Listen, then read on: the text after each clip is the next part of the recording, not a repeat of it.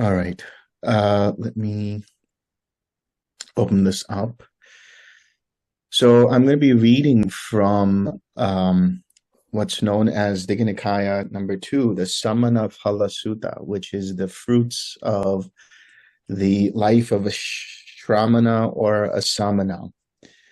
And that's basically a wonder, but in this context, we're talking about the fruits of the holy life, the life underneath one who practices the Buddha Dharma. And I'm not going to be reading the whole sutta because this is Digha Nikaya, and Digha Nikaya is basically the long discourses, and they can be very long. I once made the mistake of thinking that I could finish Digha Nikaya number 33 a few years ago, and it took me about 2.5 to 3 hours to get through uh, all of it. And I just, at the middle of it, I asked everyone, is everyone still ready to go, keep going, or do you want to take a break? And they were like, we've gotten here so far, so let's finish it. So that's not what I'm going to be doing here today, obviously. But the Nikaya 2 is a very good sutta because it gives you the entire path that the Buddha lays out in a very systematic way. It goes all the way from the morality to meditation to the jhanas to the fruits of the jhanas, or let's say fruits of meditation, in terms of what are we achieving here with regards to the practice, the levels of awakening and so on and so forth.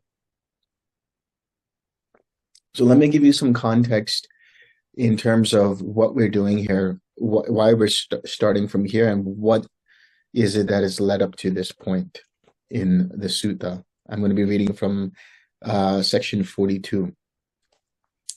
So let me set the story for you. Basically, there is a king named King Ajatashattu, who was the son of the king Bimbisar. And as the story goes, Bimbisar was a very devoted king to the Buddha and his cause. And he had donated much to the Buddha in terms of land and providing offerings, providing food and lunches and so on for the Buddha and his Sangha. And if you go to India, there are still parts of India where you can see, for example, the mango grove that he had created, the bamboo grove, which is very beautiful, now become a very beautiful park that's around a large lake. And you can also see, this is what I'm getting to, you can also see the jail cell, or the place from where Bimbisar was imprisoned. Now, why was he imprisoned? So the view, by the way, from the jail cell is the Vulture's Peak, because that's where many times the Buddha would be. So it had direct access to be able to at least see that area, which is known for many different Pacceka Buddhas and so on. So why was Bimbisar imprisoned? Because his son, who took over the throne, didn't like the Buddha and didn't like what was going on with regards to what his father was doing. So King Ajatashattu imprisoned Bimbisar, and there are variations of the story, but as the story goes, it's said that he, at one point, either himself killed Bimbisar, killed his own father, or ordered the death of his father. And this is a very big no-no in terms of karma that is immediately effective.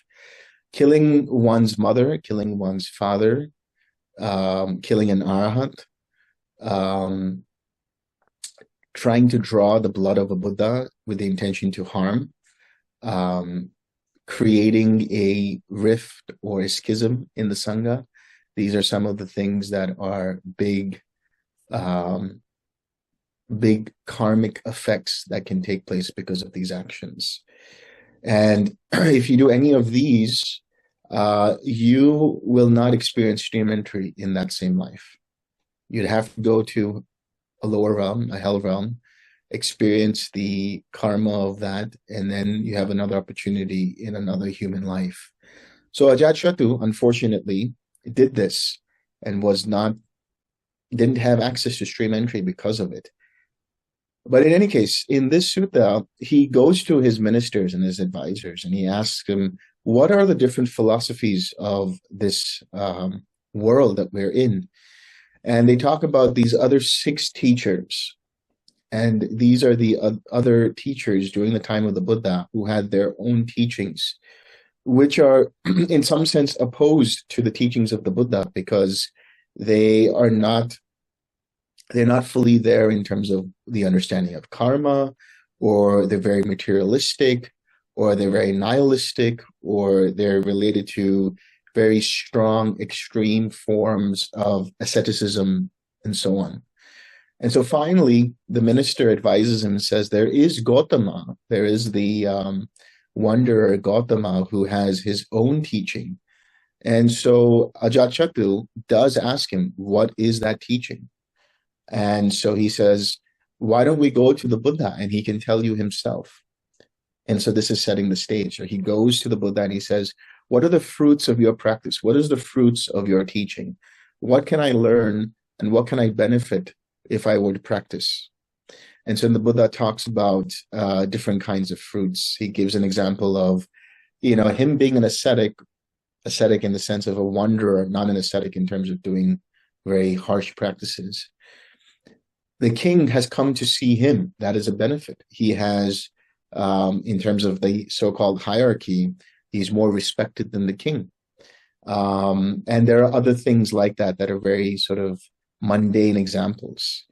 But now the Buddha then sets the stage into something else, which is important and vital for the practice and relevant for those who are in the Dhamma hall who have been doing this small retreat.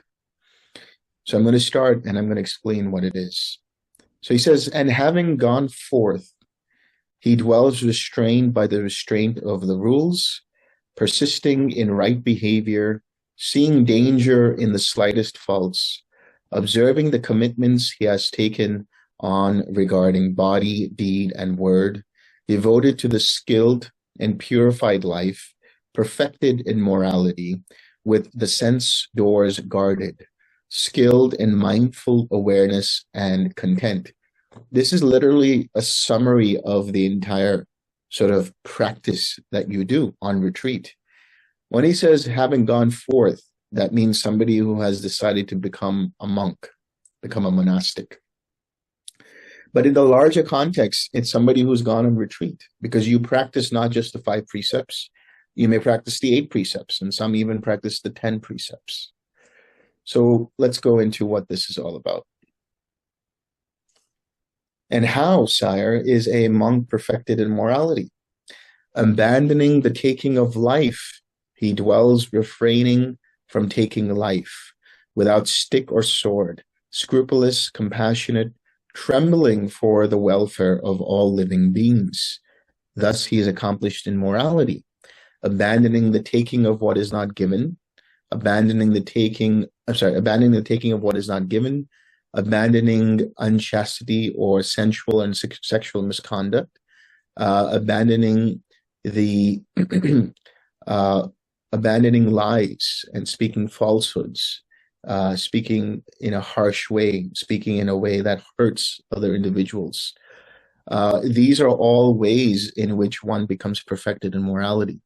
And as you can see, it says here, and so on through 3 sections on morality, as in Sutta 1. That's a big section that has to do with specifically the monastics, like, they can't be doctors, they can't practice palmistry, they can't practice astrology, they can't practice a whole host of things, because that's not what their practice is about as monastics. If somebody goes on to take on the life of a monastic, as a bhikkhu or bhikkhuni, as a monk or a nun, then their whole life is dedicated towards the path of awakening, towards awakening. And anything else or anything to do outside of that is something that is a distraction. So the Buddha talks about it in terms of morality. When he says morality, here the translation is morality, but it is ethics and the foundation of practice. So this is what we call as sila or shila in Sanskrit. And what sila is essentially the bedrock of the Dhamma, the bedrock of the practice. It is where one has to follow, not because there is some God out there who will judge you, not because it's going to get you to heaven or hell. If you don't follow it, for example, you'll go to hell and so on. Not because of all of those things, but specifically because they are beneficial for the practice of samadhi and for the attainment of panya. Sila here is ethics, samadhi here is meditation, and panya is wisdom. Now, if somebody wants, obviously, they can be a wonderful practitioner of meditative arts. They can do all kinds of things with their meditation. They can have all kinds of psychic faculties, all kinds of psychic powers. They can have a very deep intellectual understanding of the emptiness of things, of shunyata, of dependent origination, a scholarly understanding of it. But they won't be able to penetrate through it. And the reason I say this is we have an example in the Suttas of someone like this. Somebody like Devadatta, who was the cousin of the Buddha. Devadatta decided to create a schism.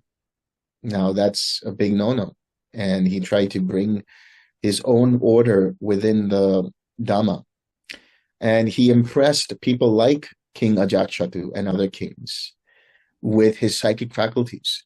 Yet this is a person who had very little, if at all, morality. This is somebody who cheated others, somebody who spoke falsehoods, somebody who spoke against the Buddha, somebody who even tried to kill the Buddha. So that's another thing, trying to kill the Buddha. And so he was somebody that people were impressed with, somebody that people were attracted to. But he had no sila. He had very little sila, very little morality. And for that reason, he was not able to penetrate through to real wisdom, the real practical realization, the sort of deep in your bones understanding of dependent origination. Because you could memorize all of the links to dependent origination, you could read the books that I've written on dependent origination and memorized each page. You do all those things, but unless you truly see causality and conditionality, unless you truly understand the voidness or emptiness of self, unless you truly see for yourself the realization of nibbana and experience the cessation of suffering, then it's all for nothing. It's all moot because you don't have ethics. But somebody who keeps the precepts in this way, their mind is unagitated. Their mind is filled with non-regret. And when your mind is filled with non-regret, then your mind is free to experience samadhi, natural samadhi. When we talk about samadhi, samadhi means even-mindedness. Sama means same. Sama, same. Dhi is short for buddhi. So even-mindedness. And by the way, this is not something you're going to see only in Buddhism, that ethics is the foundation. You go to yoga, for example. In yoga, you have something known as yamas and niyamas. Yamas and niyamas are the do's and don'ts, the so-called 10 commandments of what to do and what not to do. And they include things like the 5 precepts. So this is universal. The 5 precepts you will find in every tradition, any tradition. And it is so essential to our practice. And once you understand this, and once you see the benefit of keeping the precepts in this way, once you see how it translates to a better meditation, then you will be committed to keeping the 5 precepts. And so he says, a monk refrains from such base arts and wrong means of livelihood. So when he talks about wrong livelihood, he's again talking about the monks in terms of not to do things that distract them from the practice. In the case of us lay people, it's not to engage in any kind of business activity, trade, career, or job that causes harm to oneself or harm to another. So those are wrong means of livelihood. Engaging in things like human trafficking, engaging in slavery, engaging in prostitution, engaging in harming others through selling them poisons and alcohol and killing and so on and so forth. So once you start to see for yourself, where is the line for you? And the reason I say this is because samsara is complex. Samsara is complicated. There are people who work for defense contractors, people who say they invest in certain companies that might not be doing the most wholesome things. So you have to decide for yourself. I'm not the person to tell you. You have to decide for yourself where you draw the line, what makes sense to you. And so this is why I say that's something that directly affects you and another person. Now, a lot of people talk about meat, and this is something that I always get, well, in that case, eating meat, doesn't that constitute the killing of other beings? You can see it that way, but as the Buddha has explained that, especially for the monks, they can't pick and choose what they can eat. And so the understanding there was that Devadatta, going back to Devadatta, he said, we should all be vegetarian. And the Buddha said no, because that would be unfair for the people who might just be offering meat, might be offering some kind of meat to the monks. So you're not allowing them the potential to experience merit by offering to the monks and giving and serving the monks. So the Buddha said there are only a few cases in which you are not to take meat. And in those cases, one is you have seen the animal or the slaughtering of the animal. You have heard the animal being slaughtered for you, for the meat. You suspect that the animal was slaughtered for you specifically for the meat, or the person has told you that this meat has been specifically slaughtered for your benefit. In these cases, one is not to take it. But this applies to monastics. As a layperson, you are free to do as you choose. Obviously, you don't want to go fishing and hunting for meat when you can just buy meat at the supermarket. And obviously, the people who are activists will say, well, you're contributing to the industry. Okay, well, we can all try stopping, but there will always be this industry. There will always be something like this. So again, like I say, you decide where the line is drawn for you personally. Let me continue. And then, sire, that monk who is perfected in morality sees no danger from any side owing to his being restrained by morality. So in other words, because I keep the precepts, I don't feel guilt. I don't feel shame. I don't feel any kind of agitation in my mind due to any kind of regret over a period of time. Just as a duly anointed Kshatriya king, Kshatriyas were the warrior class, having conquered his enemies by that very fact, sees no danger from any side, so the monk, on account of his morality, sees no danger anywhere. He experiences in himself the blameless bliss that comes from maintaining this Aryan morality. Now, this word Aryan, this is a word that is originally from the Sanskrit and the Pali. That idiot Hitler, he co-opted the word Aryan. and he co-opted what is known as the swastika. The swastika used to represent swast. Swast means health and good fortune. And obviously, thanks to him, now it's very difficult to use the swastika outside of India. In India, everybody uses it. So if somebody who's very new comes to India and sees it, they might be a little disconcerted about that and wondering what's going on here. But the word Aryan has nothing to do with a race, has nothing to do with some kind of racial supremacy. The word Aryan actually means proper, one who is dignified, one who is civilized, one who is noble. So when you say Aryan, it means noble morality. And why is it noble? Because one doesn't cause harm to oneself, nor does one cause harm to another on account of anything.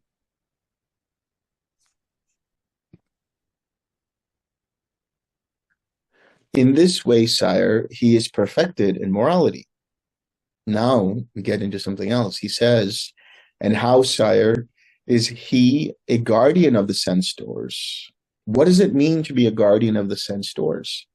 This comes from the word samvega, and or samvara, I should say. Samvega actually means the spiritual urgency to practice, because you realize the impermanence of the world and how messed up the world is and your own life is, and you want to get out of that suffering.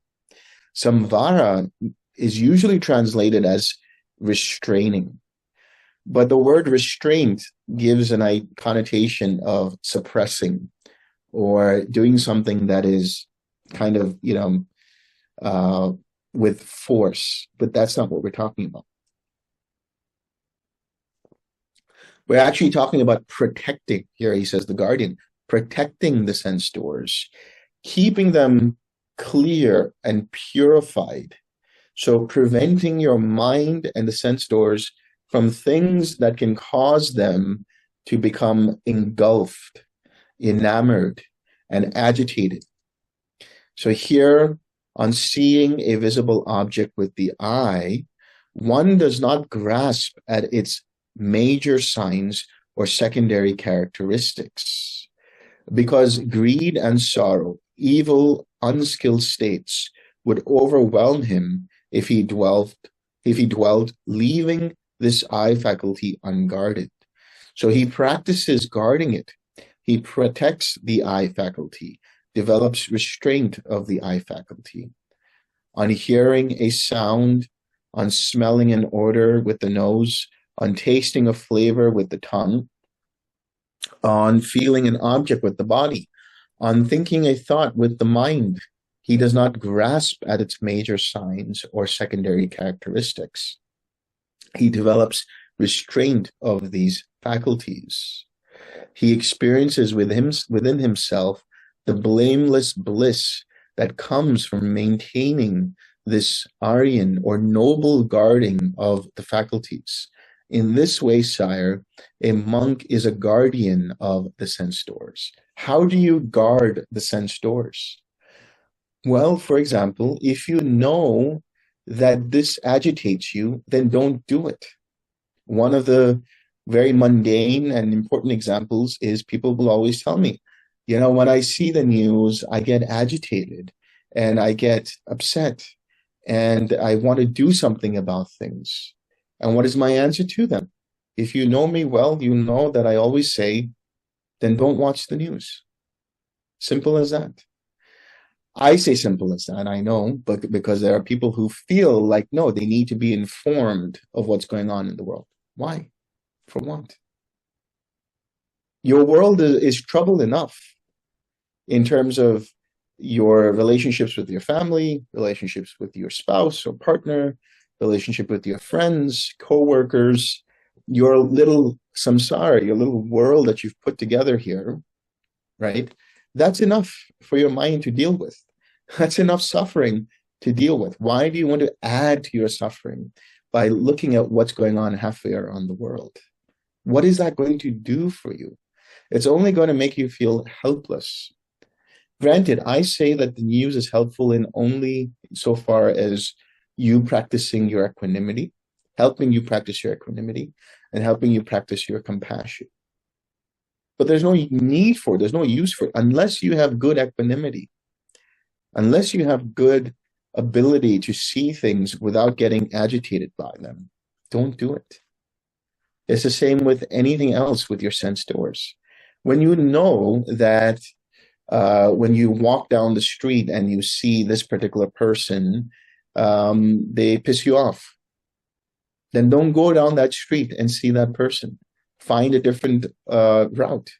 Use Google Maps or Maps and find a different alternative route, right? So the idea is being sensible, having common sense, which is not altogether too common nowadays, to realize, okay, this is the stuff that pisses me off. Can I prevent it from happening again? Yes, I can. Well, then I will leave that aside. This is the stuff that makes me lustful, that makes me horny, and causes me to have all kinds of sexual misconduct, right? So let me prevent myself from that, especially if I'm having a self-retreat or a retreat. So do things that are sensible. Don't go after things, or don't do things mindlessly where you know it's going to disturb your mind. This is what the Buddha is talking about when he talks about sense restraint, or protecting or guarding the sense faculties.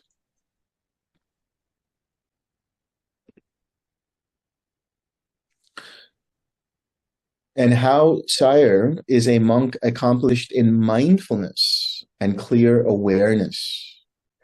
Here, a monk acts with clear awareness in going forth and back, in looking ahead or behind him, in bending and stretching, in wearing his outer and inner robe and carrying his bowl, in eating, drinking, chewing, and swallowing, in evacuating and urinating, in walking, standing, sitting, lying down, in waking, in speaking, and in keeping silent, he acts with clear awareness.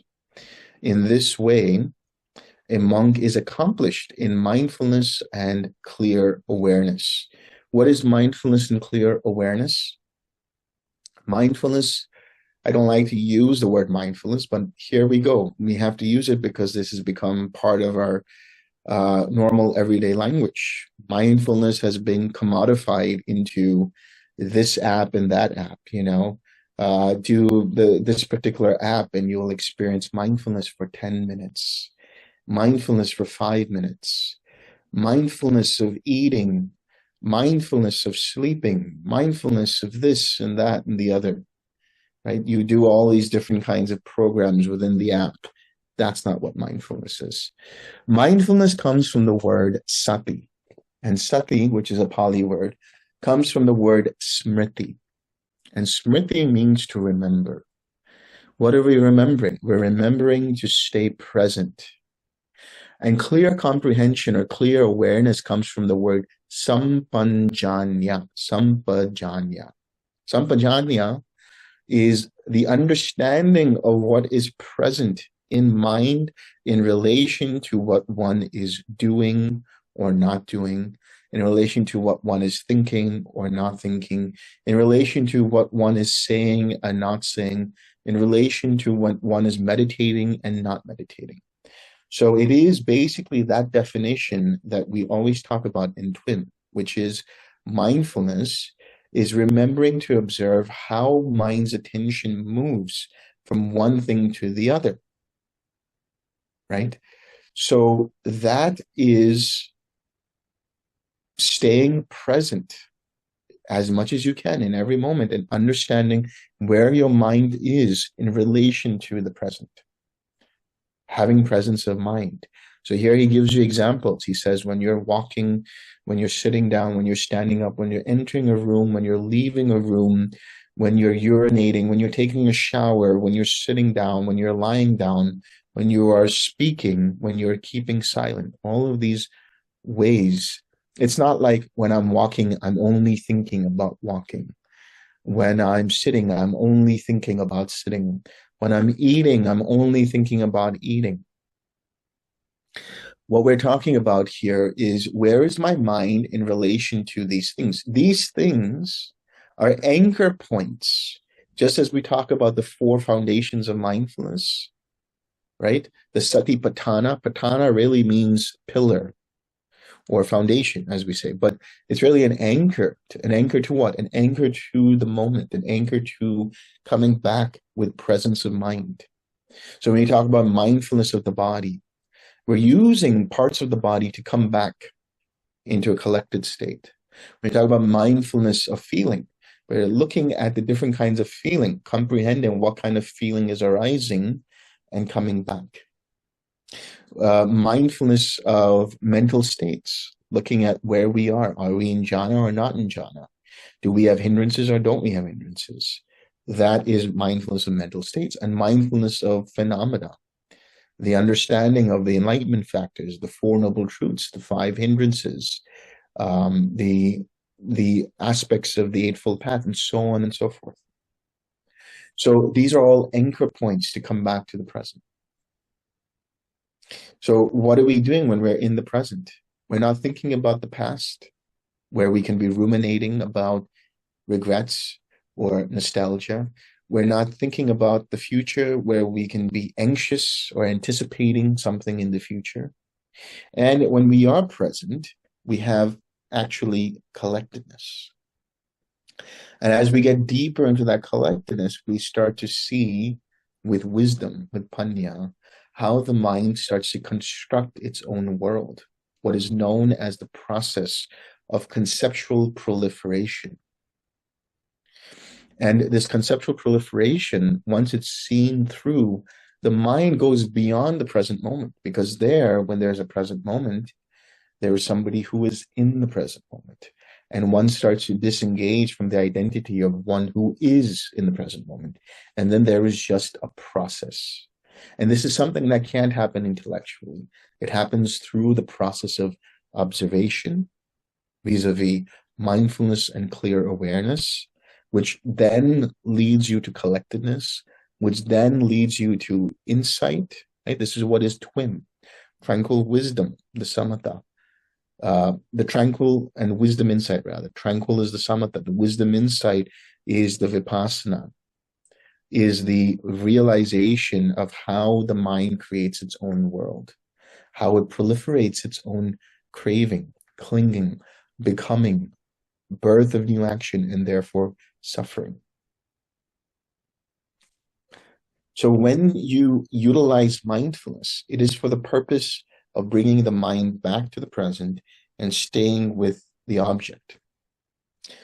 For example, when you do walking meditation, that is mindfulness of walking, insofar as what you're doing is anchoring the mind to loving kindness, or anchoring the mind to awareness of compassion, or anchoring the mind to quiet mind. When you do this, you are reconditioning the way that the mind processes reality. Because in any case, the mind is always helter-skelter, thinking about this, that, or the other, when it's walking, when it's typing, when it's watching a movie, when it's not doing anything, idly just sitting. There's the default mode network. So to say that it's difficult to be in mindfulness of loving kindness while walking, that's BS. That's nonsense. You're doing it anyway. You're allowing your mind to go in so many different directions. What you're doing, which seems more difficult initially, is practicing mindfulness of loving kindness. You're engaging with an object of meditation, allowing the mind to collect itself so that it doesn't go in different directions. And you have mindfulness of walking, when we talk about that, in relation to where the mind is when the body is walking. Where is it? Generally, it should be with loving kindness, or whatever the object of meditation is. And when you get distracted, what do? You use the 6 R's, you use right effort to come back. So he says, and how is a monk contented? This is so important to understand, contentment. Here, one is satisfied with a robe to protect the body, with arms to satisfy the stomach, having accepted sufficient, he goes on his way. Just as a bird with wings flies hither and thither, burdened by nothing but its wings, so he is satisfied. In this way, sire, a monk is contented. Contentment. This is coming from the word nekama, which generally means renunciation. But when you hear the word renunciation, it doesn't mean that you have to go forth and become a monk. I know a bunch of different monks who are monks in name only, and they're seldom contented with things.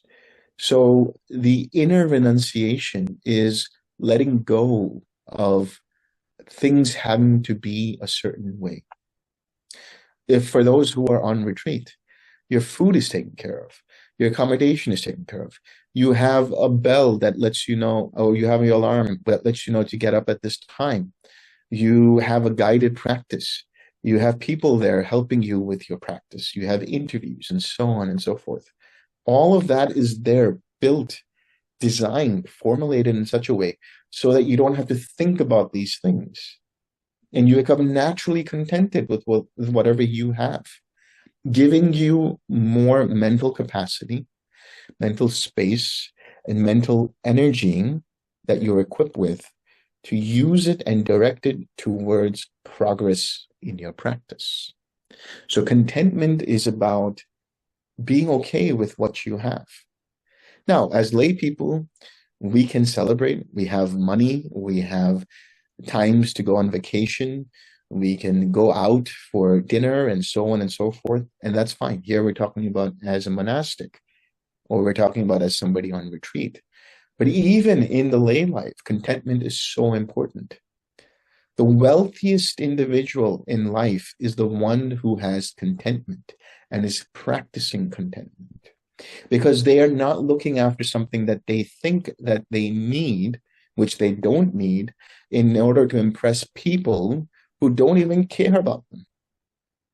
And if you're talking about something like hypercapitalism, like we see in the West, the US and Europe, especially in the US, we like to go into debt so that we can get that fancy car, so that we can get that fancy house, so that we can get those fancy clothes and watches, so that we can impress people who wouldn't care, who wouldn't even look at you twice.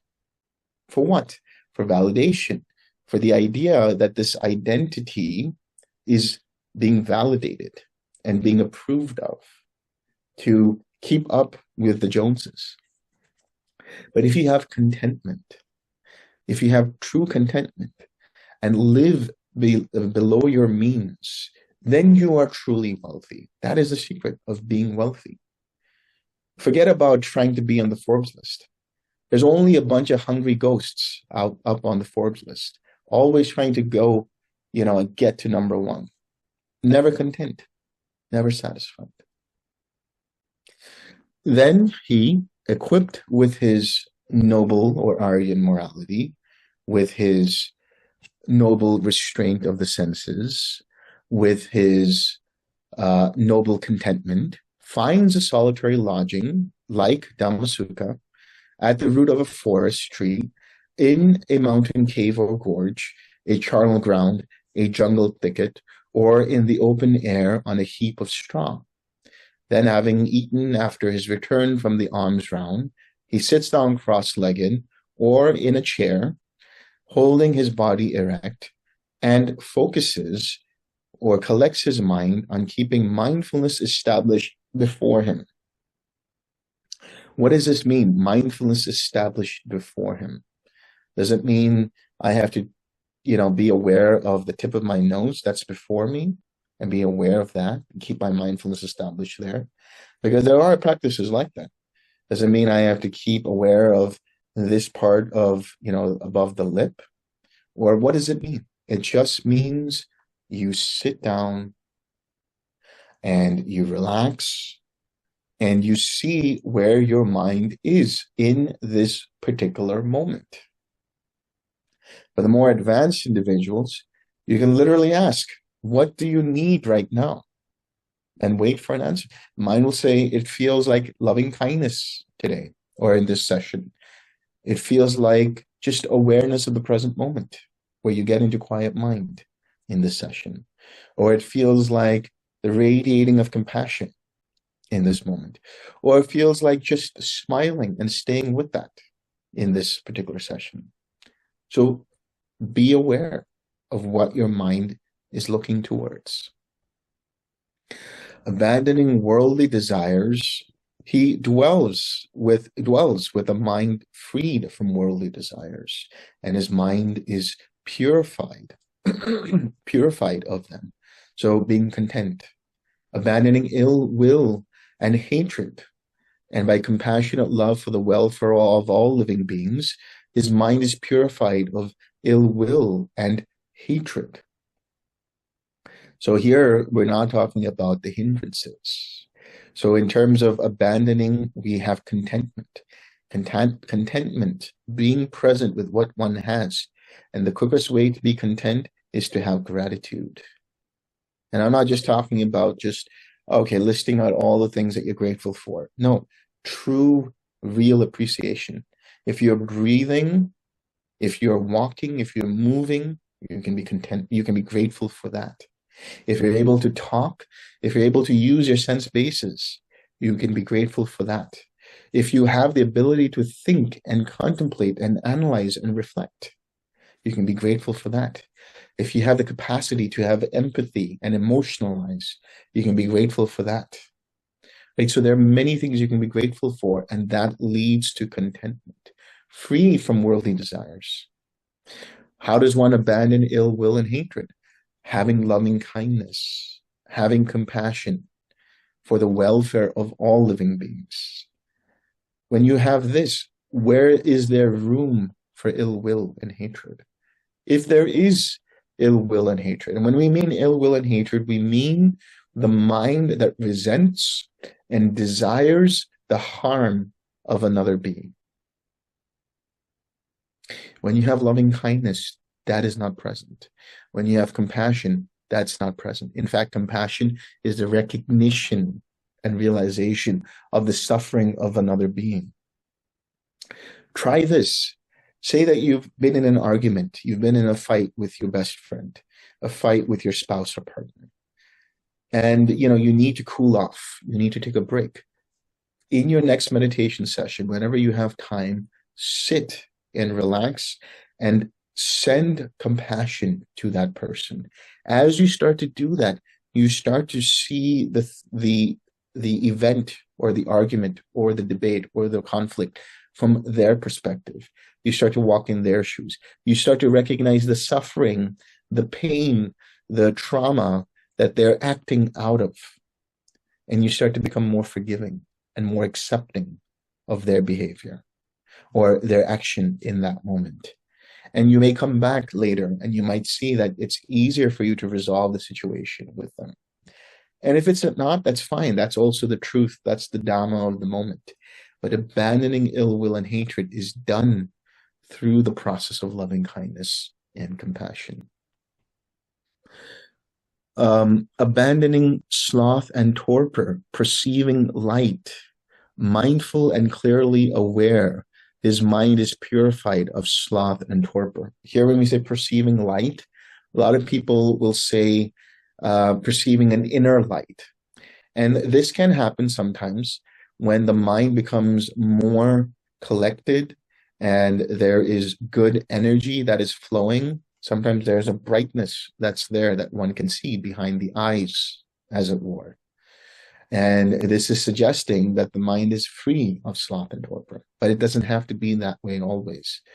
Sometimes when we talk about perceiving light, or many times when we talk about perceiving light, it means meditate where there is light. Now, I've meditated in complete darkness. I've meditated in caves, and I've done that for different reasons, for other practices.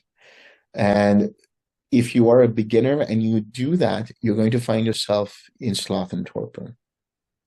Or you're going to find yourself hallucinating. If you're doing something like a dark retreat, which I've done for many days, you start to hallucinate. You start to see different things in the thick darkness of the air. So what we're talking about is actually being in physical light. Go out and meditate if the weather warrants it, out in the fresh air, under the sunlight, and meditate. And this starts to let go of the sloth and torpor. Another option is to go out and walk. But when you walk, walk backwards. Because when you walk backwards, you become more aware, more attentive, more mindful. And as you do this, your mind being more attentive can go back and meditate. Or sometimes you take a nap. And when I say a nap, I mean a 15 to 20 minute power nap, not a 3-hour siesta. When you do something like that, which is known as non-deep sleep rest, your mind becomes elevated. In some cases, you could even have a small cup of espresso and go for a nap because the caffeine kicks in later and you have a lot of energy, but you have to experiment and see for yourself. And if all else fails, the Buddha talks about splashing cold water on your face. If all else fails, then you go to sleep. Or if all else fails, you just go through the sloth and torpor, just as you would be driving carefully through a thick fog, but you will see a way out at some point when the fog clears or you come out of it. That can happen with the meditation as well. Abandoning worry and flurry, that is restlessness. With an inwardly calm mind, his heart is purified of worry and flurry. What do we mean by this abandoning restlessness? You need equanimity for this. You need tranquility for this. Restlessness is essentially two things: regret about the past or worry about the future. You think about when you're standing in line at the cashier, at the checkout, or you're standing in line to check into a hotel or at the airport. Or in the case of India, you're standing in line just because you stand in line for whatever it is. How your mind is. Because it's anticipating, when will I get to my destination? When will I get to the check-in counter? When will I get to the cashier and do my business? So the anticipation creates restlessness in the mind. This can happen when we have craving for a certain outcome in our meditation. So again, you need contentment, you need tranquility, you need equanimity. When you notice the mind becoming agitated that way because it's anticipating, come back to your object, relax, bring in more tranquility. Bring in more observation, bring in more equanimity. This happens especially for those who are more advanced, where you notice the mind just gets very agitated. Well, go back, irradiate equanimity, and the mind starts to taper off into more tranquility. And it's as simple as having the intention of relaxing. It's as simple as having the intention of tranquilizing the mental formations, because that intention in itself brings you back to present moment awareness, mindfulness of the present, which means now you're not going to that space of anticipating or going to that space of nostalgia and regret. You're being here. And you're going one octave less in terms of energy. And when you do that, your mind becomes balanced. Abandoning doubt, he dwells with doubt left behind, without uncertainty as to what things are wholesome. His mind is purified of doubt. This is very important to understand. What do we mean by doubt? Here, the word doubt comes from the Pali vichikicha. And what that really means is lack of discernment. Am I in a jhana or am I not in a jhana? Am I meditating correctly or am I not meditating correctly? What did he say about that in the Dhamma talk? Should I be doing this way or should I be doing that way? So the Buddha would define this as the inability to recognize if one is in a wholesome state or an unwholesome state. And the cure for this, the antidote for this, is what's known as Dhamma Vichaya, which is usually translated as investigation, but I don't like that translation because it means that it's something that I have to do consciously in a way that is active, which then creates more restlessness. Rather, it's discernment. And that discernment is dependent on mindfulness. And that mindfulness is dependent upon right effort. And that right effort is the utilization of the 6 R's. When I 6R and come back, my mind is present. I have mindfulness. I'm aware of where my mind is. And by the sheer natural ability of having the awareness of where my mind is in this given moment, I have discernment. And I know if my mind is wholesome or unwholesome. And this is how one lets go of that doubt. I like these following similes because they talk about what it means once you're free of the hindrances. Just as one who had taken a loan to develop his business, and whose business has prospered, might pay off his old debts, and with what is left over could support, in this case, a wife or whatever it is, might think, before this, I developed my business by borrowing, but now it was prospered. And he would rejoice and be glad about that. Just as a man who was ill, suffering, terribly sick, with no appetite and weak in body might after a time recover and regain his appetite and bodily strength. And he might think, before this I was ill, and he would rejoice and be glad about that. Just as one might be bound in prison, after a time he might be freed from his bonds without any loss, with no deduction from his possessions. He might think, before this I was in prison, and he would rejoice and be glad about that. Just as a man might be a slave, not his own master, dependent on another, and after some time he might be freed from slavery, able to go where he liked, might think, before this I was a slave, and he would rejoice and be glad about his freedom. Just as one laden with goods and wealth might go on a long journey through the desert where food was scarce and danger abounded, and after a time he would get through the desert and arrive safe and sound at the edge of a village, might think, before this I was in danger, now I am safe at the edge of a village, and he would rejoice and be glad about that. As long as one does not perceive the disappearance of the 5 hindrances in his mind, he feels as if in debt, in sickness, in bonds, in slavery, on a desert journey. But when he perceives the disappearance of the 5 hindrances, how? Through the 6 R's.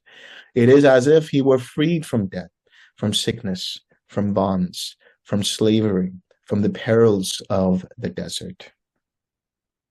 And when he knows that these 5 hindrances have left him, gladness arises in him.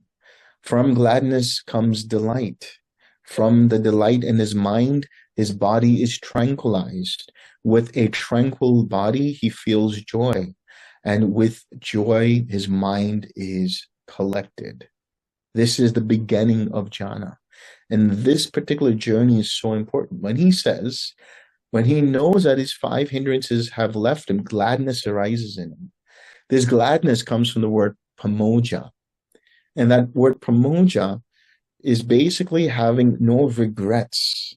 And this is what we're talking about. When you keep the precepts, your mind being unagitated is naturally inclined to be free of the hindrances for the most part. And therefore, there is a natural gladness about it. And from that gladness, there is delight. And that delight in the mind, that relief in the mind, causes relief in the body. And when the body is feeling relief and the mind is feeling relief, it's easy for one to experience piti, for one to experience joy. And where there is joy, the mind is naturally in samadhi, naturally collected. So that's where I will stop.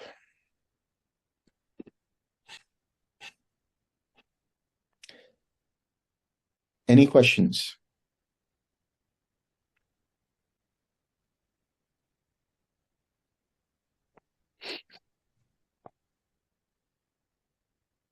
Yes, David. Not so much a question, or maybe just a reflection. First, that was a beautiful talk, my friend. I wish we could just sit under a tree all day and do this. Um, one beautiful distinction that I found powerful there was your definition of patana. I've never heard anyone explain that in terms of satipatthana that way, and understand it really helped click for me. The four of them and how they're an anchor, and really it's just an anchor to help bring you back to the moment. I think of Ram Dass in his book Be Here Now. And really, that's the whole path right there. And that's what the Buddha's talking about in the Satipatthana is just how to always be here now and never get caught up by the hindrances that pollute our minds. That's it. Um, so yeah, I wanted to thank you so much for that distinction. That was beautiful. Thank you. Uh, Patty,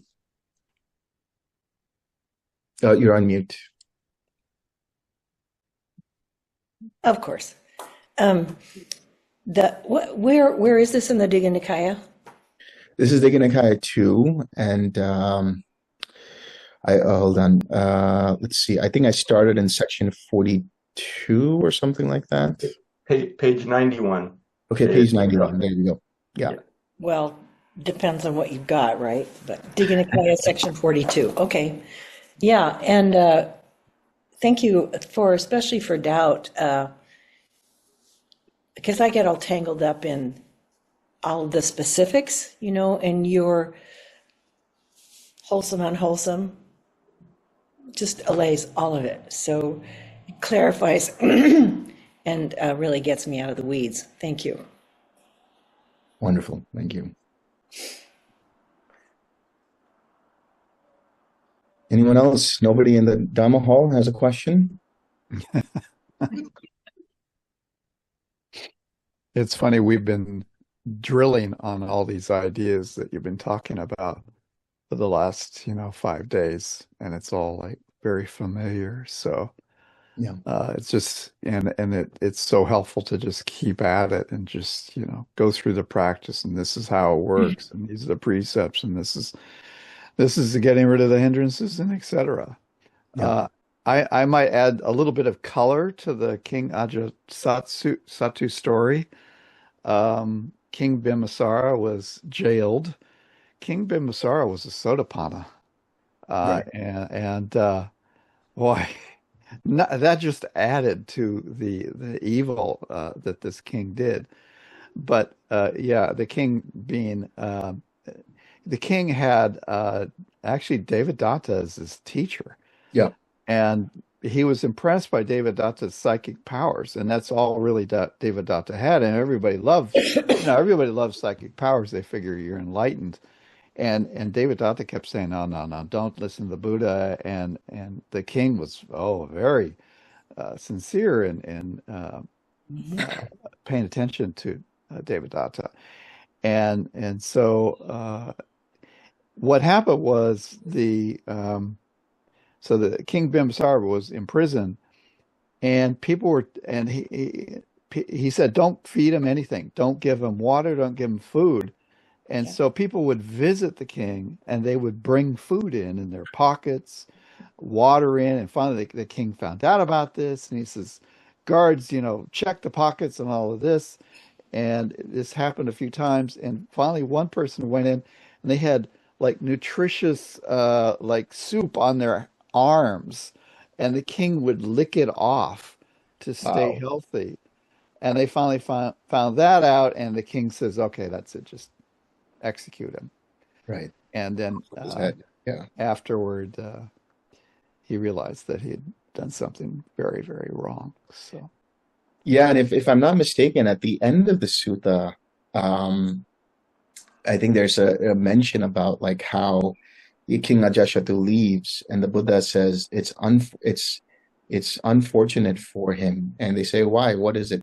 He says because having listened to such a discourse, he had the potential of becoming a yeah, Sotapanna. yeah, Because of that action, that's right. he's not able to. Yeah, he had all the qualities to become an enlightened being, and because of that action, that cuts everything off. Yeah.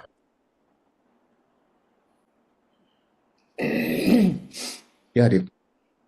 You mentioned the default mode network, and I'll kind of diverge here. This is maybe more a chat you'd have with Ruben and his crew.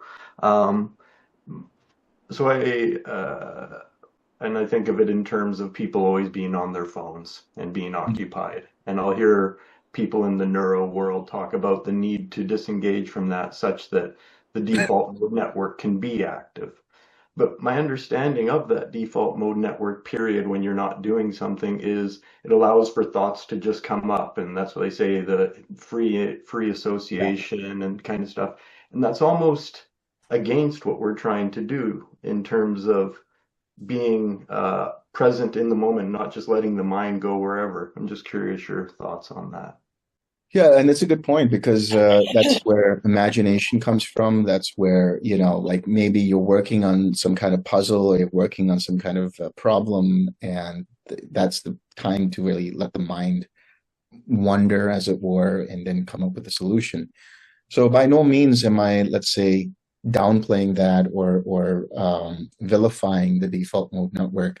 But at the same time, I think we could look at it in terms of we have good ability to discern where the mind is. So it's not necessarily stopping the default mode network. It's just maybe reshuffling it a little bit so that actually that imagination that we talk of, the problem solving that we talk of, is in some sense categorized as intuition. So in some sense, it helps us to heighten or sharpen that intuition. In fact, I would say that even the development of the enlightenment factors, which starts with mindfulness, allows us to activate intuition, which may, and this is maybe something, as you say, a discussion with Ruben, may stem from some parts of the default mode network. Mm-hmm. And because I think of famous moments for scientists where they're out for a stroll in the forest and they're just walking, and that's where they have their big breakthrough. Yeah.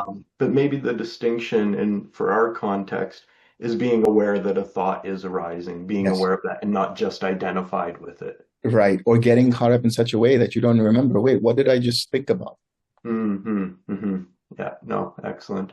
And you're bang on with the nappuccino. So that is a thing because caffeine takes about 20 minutes to kick in, and you don't want to go past that point for a nap such that you get into deep sleep. So to literally have a shot of espresso, lay down, have your little 20 minutes, and then come back, it's a perfect recipe. There you go. And in the course of this talk, you were mentioning, the hindrances, and one of them, sloth and torpor, is an example. But I was thinking about the advantages of the long sits. I think a lot of people think it's sort of a macho thing, but I don't think so because, you can go through a lot of things. Like sloth and torpor will happen. Yeah. And then you'll pop out of it, and you get to see that your mind popped out of it without you doing that. you know, all those things, it's like flight hours, and you just keep going through things, and it helps you see that you go through things. And so I just wanted to put in a plug for the long sits because of what this sutta is saying. Yeah, that's a good point. Just to add to what you're saying, just because it feels like it's not a good sit doesn't mean you despair and stop sitting. Maybe you just relax and sit for a little while longer. And as you say, you might just go past all of that and you might have a really good sit at the end of it.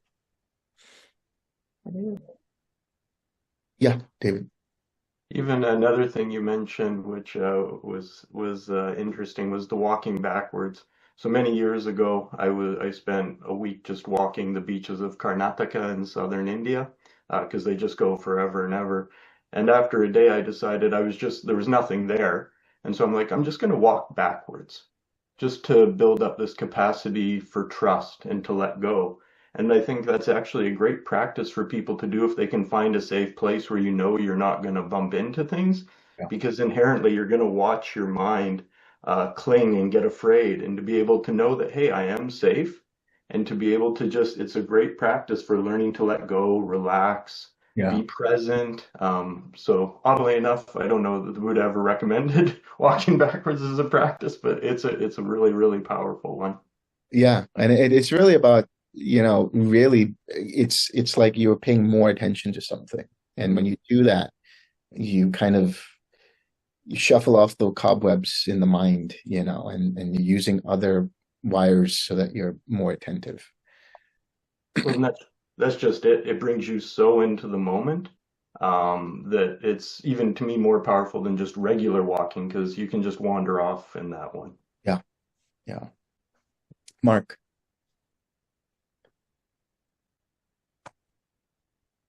Yeah, I was going to say, along with Anne's observation of long sitting, that there is a wonderful process with restlessness is to see the nature of our individual restlessness and all the different ways that that manifests. And there's almost like a restlessness that starts from the mind moves the body, or from the body that starts to move the mind. And yet there are all these different subtle kinds of restlessness that takes place. And when we get into these really still places, the restlessness changes and it's something else entirely. So it's almost a way or a manner of exploring again with the consciousness and remembering to observe what is taking place. And it's such a rich place of exploration and understanding in our practice that we become more attentive to when that is happening, and then we can let go and 6R it and do whatever is appropriate. But to recognize that there's all different kinds of it, Mm-hmm. and then we can have, let's say, a little bit more understanding, a little bit more control, and a little bit more contentment when it is no longer present. Yeah. Wonderful. Yeah. Yes, David. The restlessness, this is, I find, in my experience, the most pernicious of the fetters, the one that is subtlest. And to me, it's almost what keeps the universe going in terms of beings being born. And it's one of the last to fall off. Yeah.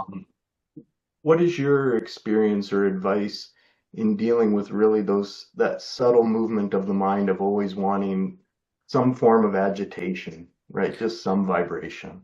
So the beauty of the Dhamma is that it's all about dependencies and interdependencies.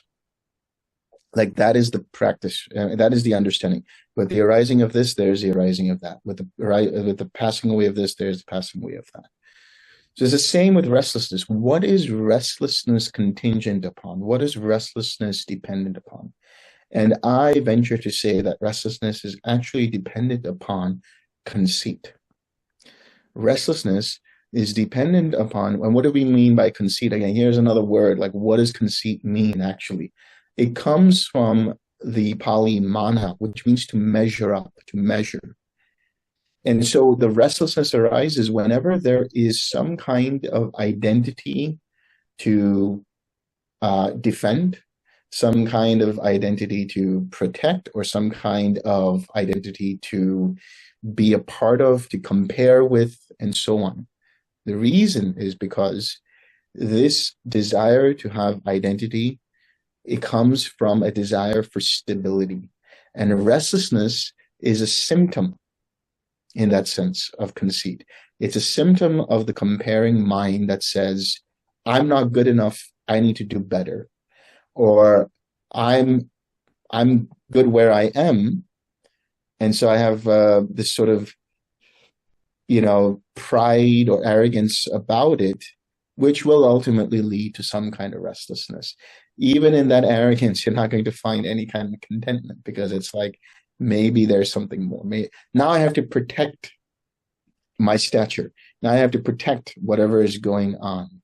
So when we look at the last fetters, the last 5 fetters, the restlessness, the desire for form existence and formless existence, which means essentially, if you put them together, the desire for a certain state, which is again a desire for a certain outcome. These are dependent upon conceit because there's still an I that I'm protecting or wanting to improve to get somewhere. Now, I'm not deflating the idea that we should always improve ourselves. What I'm saying is look at it from the perspective of when there's restlessness, what is it in relation to when it comes to the I? What is it in relation to that comes to a sense of ownership or defending or protecting? When you say that, what it makes me think is the thoughts that go through my head are it's based upon the wrong view of the sense of I, right? Because that I creates other. And from that, like you said, there's that defensiveness and so again, I kind of go into the idea of the non-duality, where you're dissolving that wall between self and other, and there just is. Right. And from that acceptance and that peace of just being there in that moment, then there's not that restlessness to do or create or okay. Excellent. Thank you.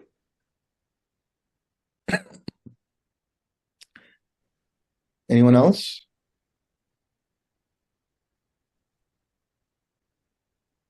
We can share some merit then. All righty.